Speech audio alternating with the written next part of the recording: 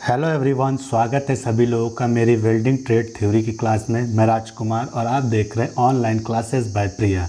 आज के इस वीडियो में हम डीसी वेल्डिंग ट्रांसफार्मर रेक्टिफायर के बारे में पढ़ेंगे, जो कि आर्क वेल्डिंग मशीन का एक उपकरण है।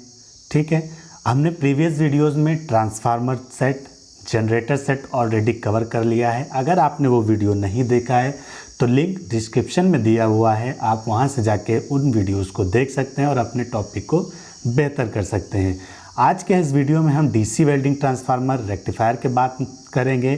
जैसा कि इसका नाम है डीसी वेल्डिंग ट्रांसफार्मर रेक्टिफायर, यहाँ आप ये चीज़ समझ सकते हैं कि ये इसमें ट्रांसफार्मर भी यूज़ हुआ है और एक ऐसी युक्ति यूज़ हुई है जो हमारे एसी करंट को डीसी में कन्वर्ट करती है। तो वो जो युक्ति है उसको हम लोग बोलते हैं रेक्टिफायर सेल। वो जो साधन है जिससे हम ट्रांसफार्मर के बाद मिलने वाली स्टेप डाउन जो ट्रांसफार्मर लगा होता है उससे जो मिलने वाली हमारी low voltage high current AC supply है, उसको हम रेक्टिफायर के सेल के द्वारा क्या करते हैं, डीसी में कन्वर्ट करते हैं। तो जो इसकी फीचर है, विशेषता है, ये क्या करता है, ये हमारी एसी मेन सप्लाई को डीसी वेल्डिंग सप्लाई में चेंज करता है। हमारा वेल्डिंग ट्रांसफार्मर रेक्टिफायर सेट, इसमें स्टेप डाउन ट्रांसफार्मर लगा हुआ होता है।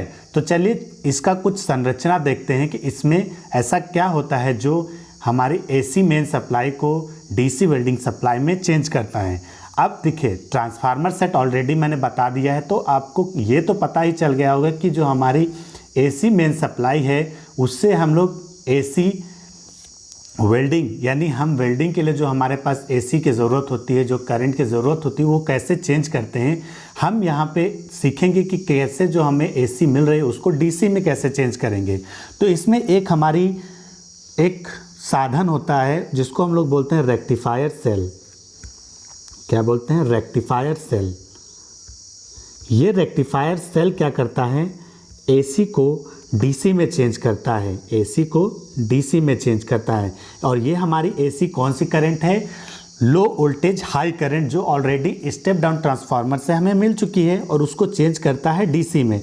तो इस रेक्टिफायर सेल का कुछ कंस्ट्रक्शन होता है, उसमें कुछ तरीके की प्लेट्स यूज़ होती हैं जो हमें मदद करती हैं एसी को डीसी में चेंज करने के लिए। तो जो पहली प्लेट होती है उसको हम लोग बोलते हैं सपोर्टिंग प्लेट। ठीक है, सपोर्टिंग प्लेट एक होती है, ये हम रेक्टिफायर सेल के पार्ट के बारे में पढ़ रहे हैं। सपोर्टिंग प्लेट होती है और ये किस चीज़ की बनी होती है, ये हमारी बनी होती है स्टील या एल्युमिनियम की। जो सपोर्टिंग प्लेट होती है वो किसकी बनी होती है, स्टील और एल्युमिनियम की प्लेट बनी होती है। तो आपको क्वेश्चन पूछ सकता है कि जो रेक्टिफायर सेल होता है उसमें जो सपोर्टिंग प्लेट होती है वह किस चीज़ की बनी होती है। इस रेक्टिफायर सेल के साथ साथ हमारे पास क्या होता है, कूलिंग फैन होता है। कूलिंग फैन होता है, ये कूलिंग फैन क्या करता है, हमारे जो रेक्टिफायर सेल है, जो हमारा वेल्डिंग ट्रांसफार्मर रेक्टिफायर है, उसमें उसको ठंडा करने के लिए ज़रूरत होता है। तो रेक्टिफायर सेल में हमारी पहली प्लेट होती है, उसको हम लोग बोलते हैं सपोर्टिंग प्लेट, और वो किस चीज़ की बनी होती है, स्टील या फिर एल्युमिनियम की बनी होती है। अब इस सपोर्टिंग प्लेट के ऊपर एक लेयर होती है, लेयर। ठीक है, दूसरा क्या होता है, इस सपोर्टिंग प्लेट के ऊपर एक लेयर होती है, और वो किस चीज़ की लेयर होती है हमारे पास, निकेल या फिर बिस्मथ, और बिस्मथ, निकेल या बिस्मथ की लेयर होती है। यानी सपोर्टिंग प्लेट जो हमारी स्टील की सपोर्टिंग प्लेट होती है उसके ऊपर एक लेयर होती है, उस किस चीज़ की होती है, निकेल या बिस्मथ की एक लेयर होती है। ठीक है, उस पर हम लोग क्या करते हैं, थर्ड पॉइंट में देखेंगे तो उस पर हम लोग स्प्रे कर देते हैं, किस चीज़ का, सेलेनियम का स्प्रे कर देते हैं, सेलेनियम स्प्रे। ठीक है, सेलेनियम का स्प्रे कर देते हैं। तो कैसे क्या आया हमारे पास, सपोर्टिंग प्लेट, उसके ऊपर एक लेयर आई निकेल और बिस्मथ की, और उसके ऊपर एक स्प्रे कर देते हैं सेलेनियम या सिलिकॉन। ठीक है, सेलेनियम या सिलिकॉन, इनमें से एक चीज़ का हम लोग उस पर क्या करते हैं, स्प्रे कर देते हैं। और इतनी के बाद चौथे स्टेप में हम क्या करते हैं, इसको कवर कर देते हैं एक फिल्म के माध्यम से, और वह फिल्म किस चीज़ की होती है,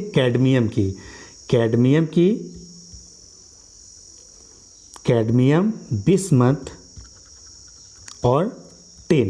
एक इस फिल्म के द्वारा हम क्या करते हैं, इन तीनों को कवर कर देते हैं। तो इसको एक बार हम रिपीट कर लेते हैं। सबसे पहले सपोर्टिंग प्लेट होती है, इस हम रेक्टिफायर सेल की बात कर रहे हैं, उसकी क्या कंस्ट्रक्शन होता है उसकी बात कर रहे हैं। एक सपोर्टिंग प्लेट होती है जो किसकी बनी होती है, स्टील या एल्युमिनियम की बनी होती है।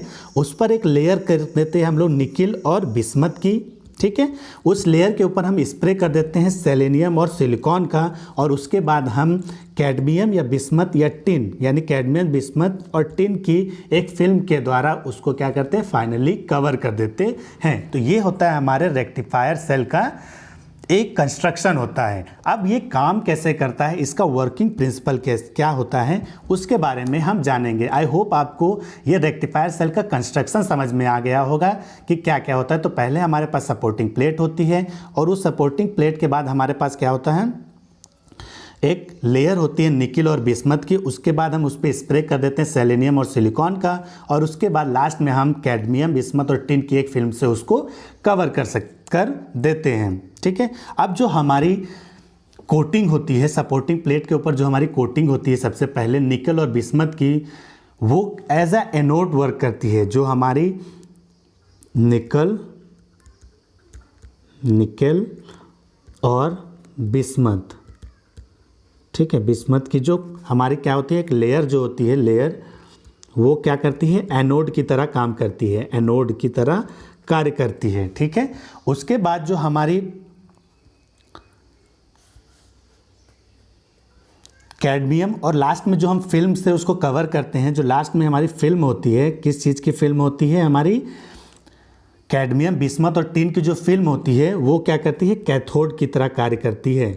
तो ये इसका वर्किंग है। जो हमारा निकल और बिस्मथ का जो लेयर होती है वो एनोड होती है, और जो हमारी फिल्म होती है जिसको हम फाइनली कवर करते हैं वो कैथोड की तरह कार्य करती है। अब जो हमारा रेक्टिफायर होता है वो किस तरह, एक नॉन रिटर्निंग वॉल की तरह काम करता है, जिसके शुरू में जब स्टार्टिंग में यानी सपोर्टिंग प्लेट की तरफ से क्या होता है, रेजिस्टेंस कम होता है, और जब धीरे धीरे वो जब हमारी कैथोड की तरफ बढ़ती है, एनोड से होते हुए कैथोड की तरफ बढ़ती है, तो वहाँ पर रेजिस्टेंस हाई हो जाता है।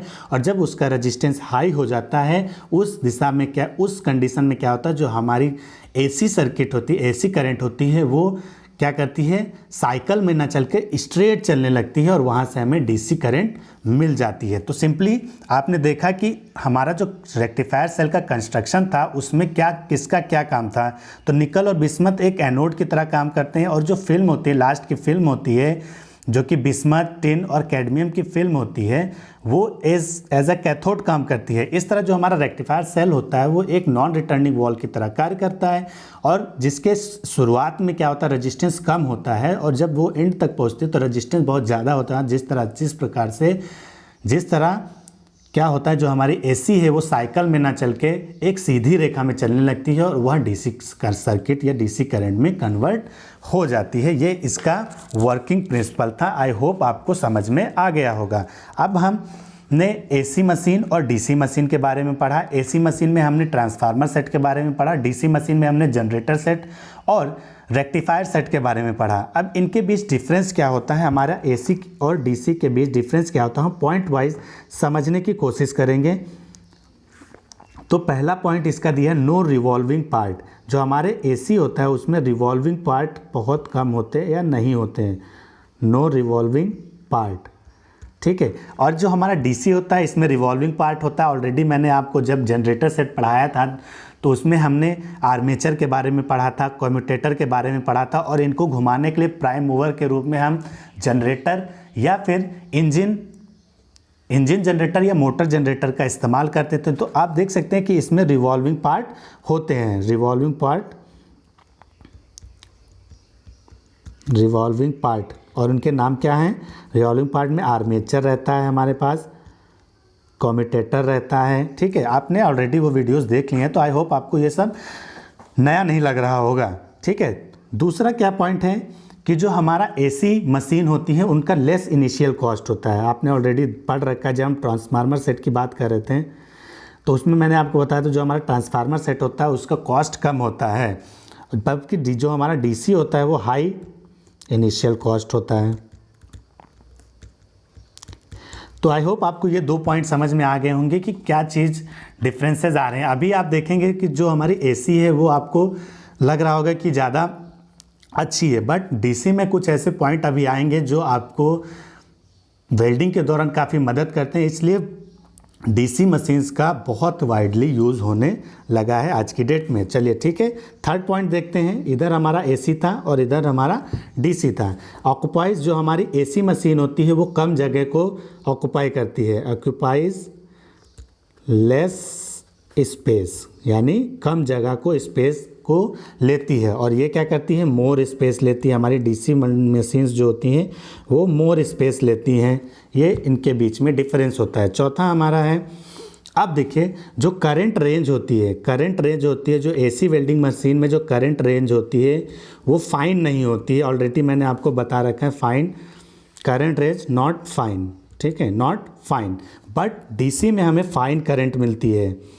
तो मैंने जब आपको ट्रांसफार्मर सेट पढ़ाया था उसमें मैंने बताया था कि ट्रांसफार्मर सेट के डिसएडवांटेज क्या हैं, कि अगर आपको कोई स्पेशल पार्ट आ जाता है जिसके लिए आपको फाइन करंट की ज़रूरत होती है तो वहाँ पर ट्रांसफार्मर सेट उपयोगी नहीं होता है।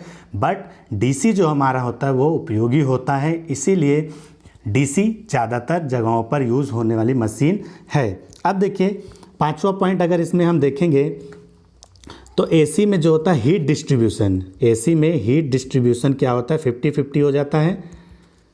डिस्ट्रीब्यूशन 50-50 का मतलब है कि जो हमारा फेस होता है और जो न्यूट्रल होता है दोनों पे समान ऊष्मा होती है।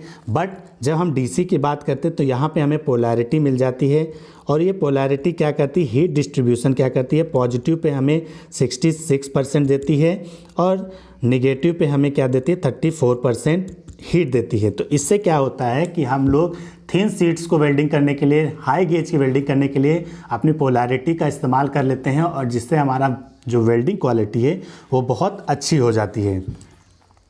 ठीक है, अब देखिए छठा पॉइंट, इसमें बेयर इलेक्ट्रोड यूज़ नहीं कर सकते हैं। एसी में आपने bare electrode not used, bare electrode not used, इसमें बेयर इलेक्ट्रोड यूज़ नहीं कर सकते हैं। बट डीसी में क्या होता है, बेयर इलेक्ट्रोड यूज़ कर सकते हैं, बेयर इलेक्ट्रोड यूज़ कर सकते हैं।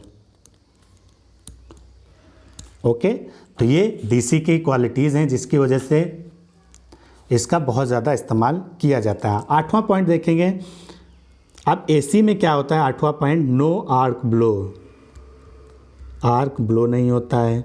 बट डीसी में आर्क ब्लो हैपन, ठीक है, आर्क ब्लो हैपन।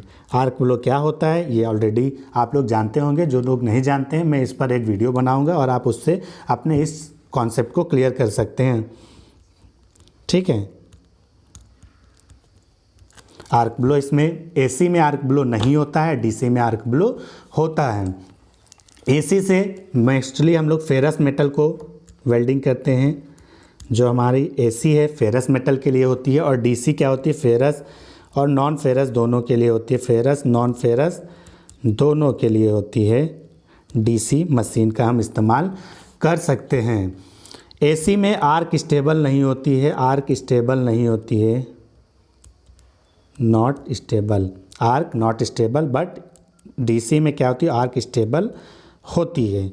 तो इसमें आपने कुछ पॉइंट सीखे, 10 पॉइंट लगभग मैंने बताए हैं कि एसी वेल्डिंग मशीन और डीसी वेल्डिंग मशीन में क्या डिफरेंस होता है। पहले रिवॉल्विंग, एसी में रिवॉल्विंग पार्ट नहीं होते, डीसी में होते हैं। एसी शुरुआती खर्च कम है, डीसी में शुरुआती खर्च ज़्यादा हैं। एसी ज़्यादा जगह, कम जगह स्पेस लेती है, डीसी जो मशीन होती है वो अधिक जगह लेती है। मेंटेनेंस कॉस्ट जो होता है एसी का वो कम होता है, मेंटेनेंस कॉस्ट डीसी का ज़्यादा होता है। हीट डिस्ट्रीब्यूशन जो होता है 50-50 होता है एसी में, डीसी में क्या होता है 66 और 23%, यानी पॉजिटिव पे 66 और नेगेटिव पे 34% होता है। बेयर इलेक्ट्रोड नहीं कर पाते हैं एसी में, बट डीसी में हम बेयर इलेक्ट्रोड यूज़ कर सकते हैं। आर्क ब्लो एसी में नहीं होता है पर डीसी में आर्क ब्लो होता है। जनरली हम लोग एसी में फेरस मेटल ही वेल्डिंग कर सकते हैं, बट डीसी में हम फेरस और नॉन फेरस दोनों मेटल वेल्डिंग कर सकते हैं। एसी सर जब हम मशीन यूज़ करते हैं वहाँ पर आर्क स्टेबिलिटी कम होती है with respect to DC machines जिसमें आर्क स्टेबिलिटी ज़्यादा होती है। तो ये कुछ डिफरेंसेस थे एसी वेल्डिंग मशीन और डीसी वेल्डिंग मशीन। अब आज के इस टॉपिक के बाद हमने एक जो आर्क वेल्डिंग मशीन है वो पूरा चैप्टर क्लियर कर लिया है ऑलरेडी। तो इसमें अगर आपको कोई भी डाउट है तो आप हमारे साथ कमेंट सेक्शन में जोड़कर हमसे पूछ सकते हैं, या फिर आप हमारे टेलीग्राम ग्रुप को ज्वाइन कर सकते हैं जिसका लिंक डिस्क्रिप्शन में ऑलरेडी दिया हुआ है। तो आज हम लोग नया टॉपिक शुरू कर रहे हैं जिसका नाम है पोलैरिटी। ठीक है, अभी हमने जो मशीन के बारे में पढ़ा तो उसमें पोलैरिटी टर्म बार बार इस्तेमाल हो रहा था।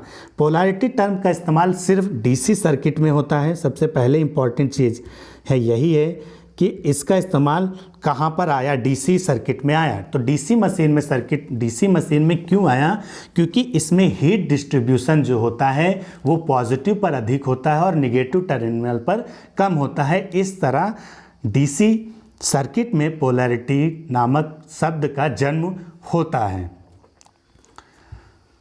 ठीक है, तो पोलैरिटी की डिफिनीशन अगर हम जानना चाहें कि पोलैरिटी की परिभाषा क्या होती है, पोलैरिटी की परिभाषा क्या होती है, तो पोलैरिटी को हम सिंपली बोल सकते हैं कि जो करंट फ्लो की जो डायरेक्शन होती है वेल्डिंग सर्किट में, करंट फ्लो की डायरेक्शन जो होती है उसी को हम पोलैरिटी कहते हैं। डायरेक्शन ऑफ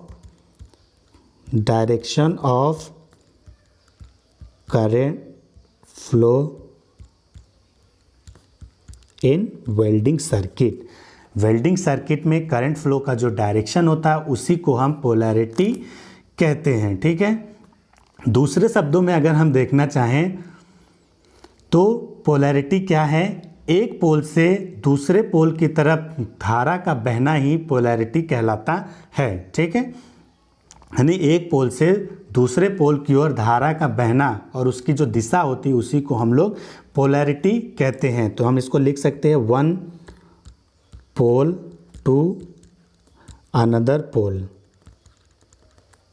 ठीक है, अब पोल आप समझते ही होंगे, जो वेल्डिंग मशीन में जो पॉजिटिव निगेटिव टर्मिनल होता है तो एक को हम जॉब के साथ कनेक्ट कर देते हैं और एक को हम अपने इलेक्ट्रोड होल्डर के साथ कनेक्ट कर देते हैं, यूज़ करते हैं वेल्डिंग लीड का इस्तेमाल करते हुए। तो ये एक डिफिनीशन हो सकती है। ठीक है, दूसरा अगर हम अब इसमें एक चीज़ और भी है, आपसे क्वेश्चन पूछा सकता है जो इलेक्ट्रॉन का बहाव होता है वो किस टर्मिनल से किस टर्मिनल की तरफ होता है। तो जो फ्लो ऑफ इलेक्ट्रॉन होता है वो निगेटिव टू पॉजिटिव होता है। फ्लो ऑफ इलेक्ट्रॉन किधर से होता है, negative to positive, negative to positive pole. ठीक है, जो फ्लो ऑफ इलेक्ट्रॉन होता है वो किधर होता है, पॉजिटिव टू निगेटिव पोल। आप देखिए एसी में पोलैरिटी नहीं होता है, एसी में पोलैरिटी नहीं होता है। क्यों नहीं होता है, उसका रीज़न ये है कि आप जानते हैं कि जो एसी करंट होती है वो 1 सेकेंड में 50 बार अपनी दिशा को बदलती है, जिस वजह से इसमें पोलैरिटी की गणना कर पाना कठिन होता है। ठीक है, अब बात आती है कि पोलैरिटी की इम्पोर्टेंस क्या है। ठीक है, पोलैरिटी का वेल्डिंग में महत्व क्या है। तो अभी मैंने आपको ऑलरेडी बता रखा है कि पोलैरिटी में क्या होता है, जो हमारा पॉजिटिव टर्मिनल पर बहुत ज़्यादा हीट यानी 2/3 पॉजिटिव टर्मिनल पर और 1/3 जो होती है हीट वो निगेटिव टर्मिनल पर होती है।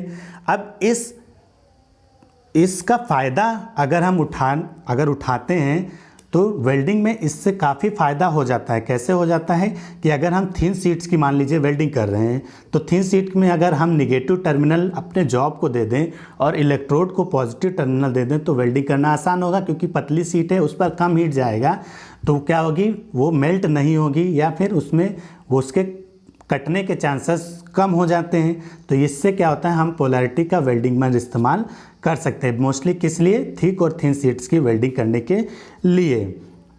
अब देखिए पोलैरिटी की कितने प्रकार की होती है। तो पोलैरिटी, काइंड ऑफ पोलैरिटी हम लोग देख लेते हैं, काइंड ऑफ पोलैरिटी, और इसके बारे में पढ़ लेते हैं कि ये कितने प्रकार की होती है। तो पहला हमारा है DCEN और दूसरा हमारा है DCEP।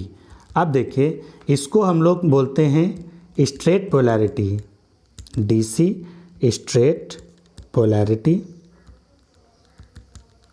और इसको हम लोग बोलते हैं रिवर्स पोलैरिटी। बहुत लोग इसमें कंफ्यूज होते हैं इसको याद करने में कि किस रिवर्स पोलैरिटी को DCEP कहते हैं और स्ट्रेट पोलैरिटी को DCEN कहते हैं। अब देखिए यहाँ पे लिखा है स्ट्रेट और यहाँ पे क्या है इलेक्ट्रोड निगेटिव।